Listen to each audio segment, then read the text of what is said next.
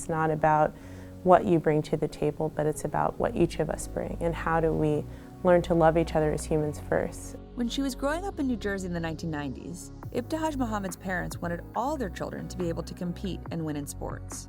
They also wanted to ensure that their daughters remained fully covered and wear hijab to cover their heads. Embracing one another for our differences is something that most adults in this country can learn right now. That's so important to say. I mean, that's the both joy and the promise of America.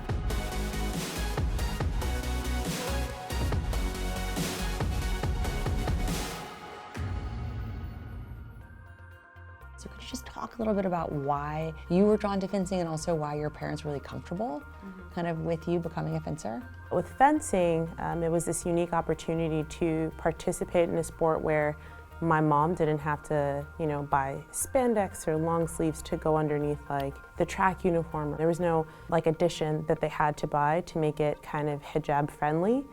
As a college student at Duke, she was a 3-time All-American athlete and the 2005 Junior Olympic champion. After college, she turned her attention to fencing full-time. She was determined to win an Olympic medal and believed that if she worked hard enough, she could do it. Ibtihaj made history when she secured a spot on the 2016 United States national fencing team. The sport of fencing is historically very white. So as not only the first Muslim woman to be on the team, I'm also the first woman of color within my weapon to actually go to the Olympics as well. I found myself surrounded by people who may be adverse to the idea of the team changing, the face of the team changing. Over time, Ibtihaj repeatedly overcame the bigotry directed at her and proved her detractors wrong.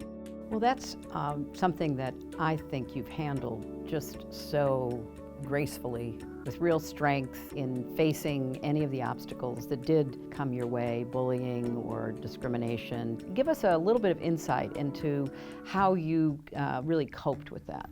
I wanted to make sure that my presence on the team was felt. For those kids who are watching, I wanted them to know that this is something that you can have despite, the naysayers.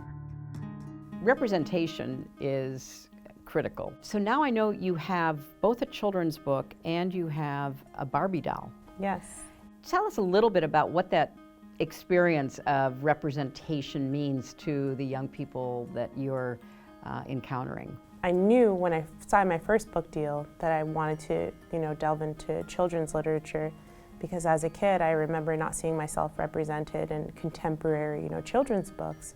Not having, a black character to read about or someone that I could see myself in. I was a really big fan of Babysitter's Club and the American Girl series, and they didn't have stories that I felt like represented, the black community or even the Muslim community. I think it's far too long to not see ourselves represented in the children's literary world.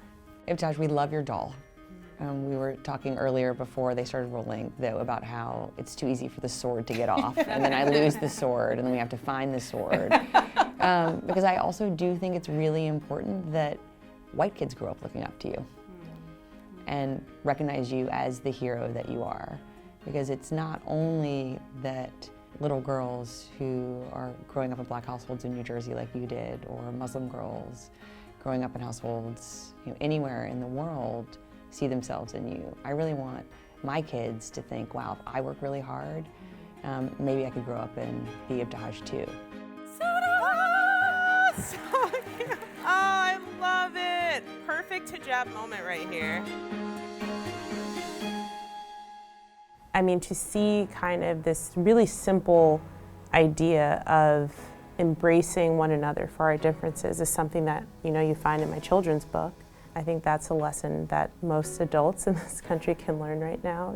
It's not about what you bring to the table, but it's about what each of us bring, and how do we learn to love each other as humans first. That's so important to say. We can be so much more when we work together than we can be individually or in our own separate communities with people who look like us or believe like us. I mean, that's the both joy and the promise of America.